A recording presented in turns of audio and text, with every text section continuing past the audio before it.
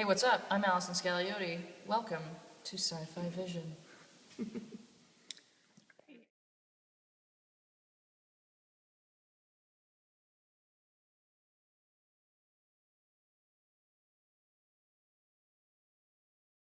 Love about Warehouse 13 with the amps turned up to 11. We have a crazy telenovela episode that's half in Spanish. We deal with Paracelsus, and I don't want to spoil that too much because that's a really exciting and Buffy-esque kind of moment. For Claudia, we finally get to learn what happened to her family, and we meet her sister, who Claudia was not aware was still alive. And so Claudia and Artie have to sort of deal with how that changes their relationship, that he was keeping it from her, and what she has to learn from the situation, which is that there are some things in life you can't fix. So it's been, this 2.5 months has gone by so quickly, because it's half the size of a normal season, but I've had a blast from top to bottom, and we're, at the time of this interview, only a few days into shooting the finale, and it's my favorite episode of the entire series. I can't say it enough. I love it. I love it so much.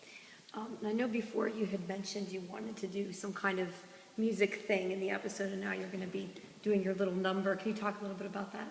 I don't want to spoil it too much, but what I can say is that it's going to be sensational, particularly because Jack Kenny is bringing his particular brand of vaudevillian style to the scene. And I have been working for months on this tap number, and I mean, this week I've been in rehearsal almost every day, and I could not be more excited about it. It's going to be so over the top and Broadway fabulous. I saw the set today, and it took my breath away. So, I believe the face I made was, yeah. So what are you going to miss the most? I'm going to miss Saul the most. You know that. Everybody knows I'm going to miss Saul the most. Whatever. Shut up. It's not a thing, but it's totally a thing. Right. Well, is there anything that you either snagged or want to grab from the set that you're going to try to get? Yes. I am taking home Sylvia Plath's typewriter because I'm moving into a new apartment and I want that thing on my desk. That's awesome. It's mine. Success. Aaron and I initially were going to fight over the metronome because I thought, I'm a musician, I'll use the metronome, it's so special to me. And then we both found out at Comic-Con that Aaron wanted it too, and neither of us knew that the other was interested in it. And we had a total, stalemate. And then I got back to Toronto and I thought about it and I was like, of course he needs the metronome. That's his artifact. I mean, it's what brought him back into the show. So, yeah. So I told him the other day, I was like, hey man, the metronome's yours. And he got all maudlin about it because Aaron's so sweet. So, I gave up the metronome very nobly for Mr. Ashmore. But I'm getting a sweet typewriter out of the deal. Yeah, well, he seemed pretty happy this morning. He was talking about it. Go ahead.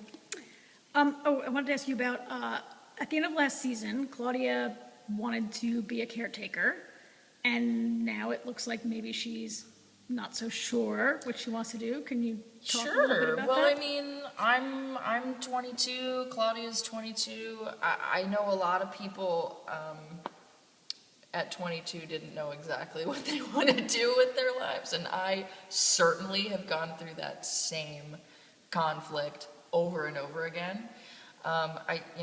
Like any young person, she's kind of going, well, wait, what if I want to do this?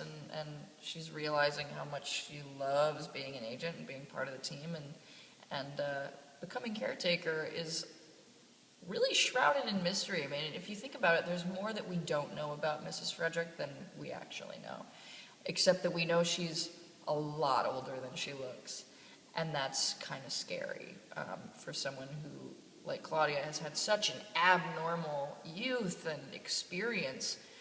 But, doubts are just doubts, and they're just thoughts and part of the process of growing up. And so, I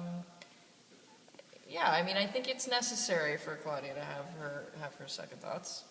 But, life is long, and you never know what you're going to see in the last scene of the finale. You think she'd make a good caretaker? Oh, What- yeah, I think, yeah. I mean, it's so hard to speculate because, again, you know, what is a caretaker? It's so mysterious and ethereal, but yeah, I think once Claudia really grows up and comes into her own, she's meant to be a caretaker. I just have one more question. Was there a story or an adventure for Claudia that you'd like to have done that remained unwritten?